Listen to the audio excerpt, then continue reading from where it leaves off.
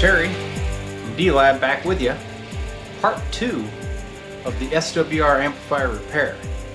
I was able to get that obsolete transistor in, luckily. Found them on eBay, of course, everything is on eBay, right?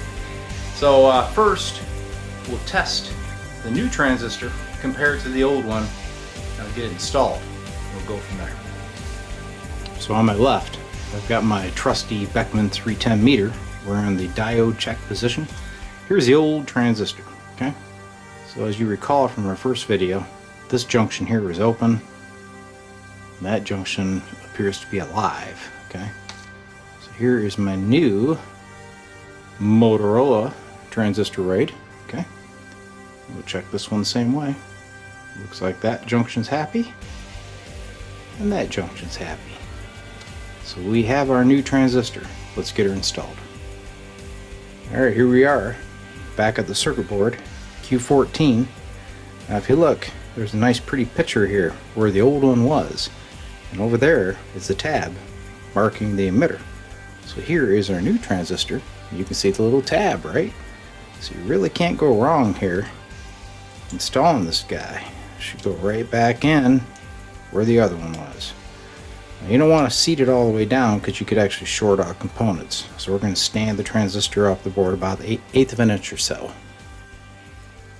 So the transistor is in place, leads are bent over so it won't fall off on me. Okay. So we'll get these leads soldered in, and then we'll mount the board back up and get ready to test it. Alright, so as I covered in the first video, these transistors all mount on these mica insulators, okay? Now I've interrupted that, so I'm going to add a little more of the heatsink compound to the backs of all these components before I reinstall them, just to make sure that they get proper heat sinking. So to ensure that the installation goes as smooth as I hope, I've set her up on its end, and that way all the hardware is aiming straight down, and hopefully I can see all these holes, make sure everything lines up. The other tricky part is they put these spacers under the board, so I have to get those in first so I have clearance, and then we got to tighten down all the transistor screws. So it's going to be a challenge. So the method that I came up with here to ensure alignment is I'm going to start two of these transistor screws very lightly, just as locators, okay? Then I'm going to look down at all these holes, make sure that everything is lining up. So I'm going to put everything in loose and come back and retighten it. Well, finally, it's back in. It was a little bit tricky. You got to take your time. Got all the leads plugged back in where they need to go. Next, I'm going to bring this thing up on a variac and monitor that new transistor, see if she gets hot. Well, I tried to bring her up on the variac, but unfortunately the inrush current was more than my variac could handle. It's only good to about 3 amps, which is what I normally use on tube amps, okay? But this is a solid stator, so she spikes up to about 5 on the initial startup. So in this case, we're going to do a smoke test. What's worse that can happen? Pop another dollar transistor, right? So here we go. And I've got the scope hooked up with a dummy load. So, you know, it's safe to operate. Alright, so here we go. Smoke test. Alright, a true smoke test. So I'm going to power this thing up.